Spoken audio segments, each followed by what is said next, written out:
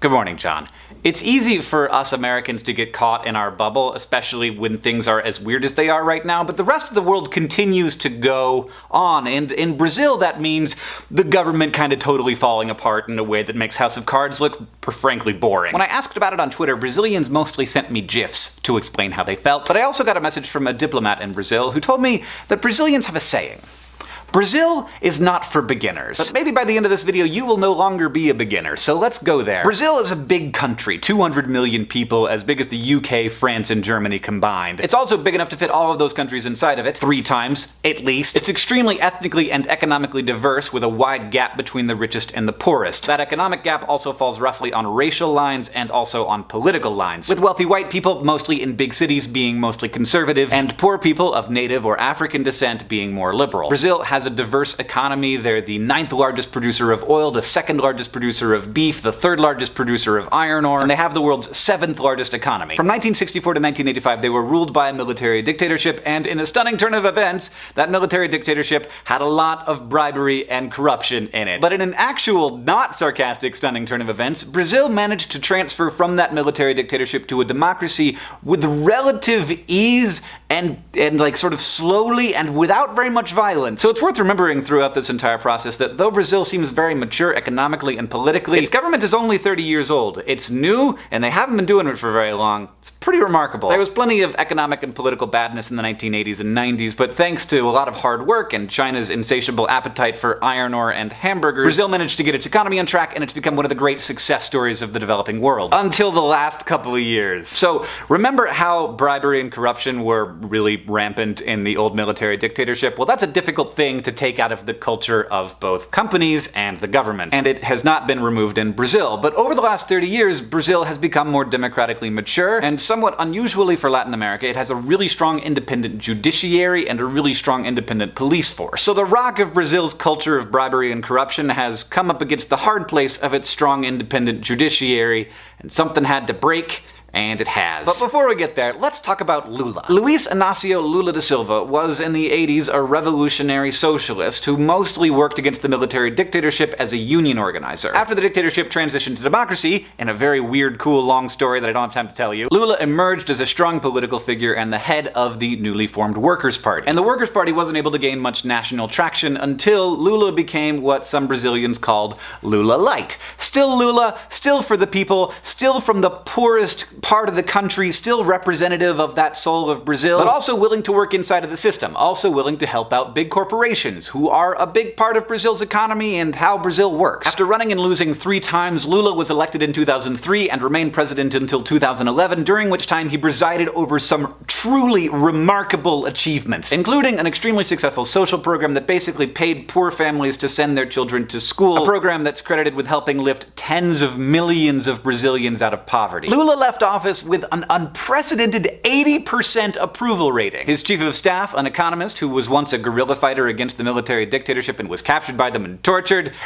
amazing life this woman has had and continues to have, was elected pretty much as his successor because he couldn't run for a 3rd term. Now, Lula was almost never blame-free. In 2005, his government was involved in a scandal which saw members of Congress being paid $12,000 a month to vote the way that Lula wanted them to vote. But Lula was never directly implicated in the scandal, though several members of his government resigned. In Brazil, it has become so common for huge scandals to fizzle out without anybody getting in trouble that they have a phrase for it. They call it ending in pizza. And I'm not saying some Portuguese word that sounds like pizza, I'm saying pizza. Well, the days of things ending in pizza appear to be over. For a bunch of different reasons. First, because of the massive scale of the scandal, and yes, we're finally gonna get there. Petrobras is Brazil's only oil company. It's majority owned by the government and entirely controlled by the government. It's Brazil's largest company, one of the world's largest companies. It's responsible for 10% of Brazil's GDP and a lot of its government's revenue. And it spends, as you might expect, a lot of money on construction contracts. And it's maybe always kind of been the case that high-up Petrobras employees and the government officials who appointed them, because remember Petrobras is controlled by the Brazilian Brazilian government, would give contracts to construction companies that overcharged the government massively, and the CEO of the construction company would pocket some of the difference, and some of the difference would come back to the politicians and the employees who, helped get them that contract. It's a very common corruption thing. We have it here in the US, we call it graft, but it's basically just a company bribing a politician for a lucrative contract. And as Petrobras grew under Lula, thanks mostly to the price of oil getting really high, the amount getting kicked back grew in as well to truly massive proportions. It's the largest corruption scandal in the history of any democracy on Earth. Billions of dollars. One guy has offered, because, he's scared, to give all of the money that he took in bribes back to the Brazilian government. That amount of money is $100 million. One guy. Many people are going to jail. This is not ending in pizza. Around 100 of Brazil's current members of Congress, almost a fifth of the entire body of Congress, is under investigation right now. No political party is blame-free, but the Workers' Party, which was in charge at the time and also supposed to be the party against this kind of corruption, is catching most of the flack. But it's more than just the scale, it's also just awful timing. People are poised to dislike the government right now because Brazil is in the middle of a giant recession. The scandal has resulted in lots of lost jobs, the Zika virus epidemic is hurting tourism, Chinese retraction is terrible for Brazil. Massive trickle-down loans to large corporations didn't spur economic growth, and if you've been to a gas station recently, you know that oil is not the profit center it once was. Always difficult for politicians and citizens, Brazil has had to implement austerity measures to get its budget in line with its revenue. But it's more than just the scale and the awful timing. Brazil also really mostly doesn't like the current president. They just don't like her. 2/3 of the country, according to a recent poll, want her to be impeached. But it's more than just the scale and the economy and the president that nobody likes. It's also Judge Moro, a guy who has taken lessons from the 90s campaign in Italy to take down the mafia. A guy who is willing to make deals with criminals if it means uncovering more of the scandal. A guy who doesn't mind bending the rules if it means getting support from the public. And a guy who doesn't seem to mind being deified and exalted by a lot of the Brazilian public. Searching for some non-political person to put their faith in, Brazilians have taken a lot of the love that they lost for Lula and put it into Judge Moro. He says he has no interest in politics, but he doesn't really seem to be acting that way, and if Rousseff is impeached, and there are 2 current hearings trying to impeach her,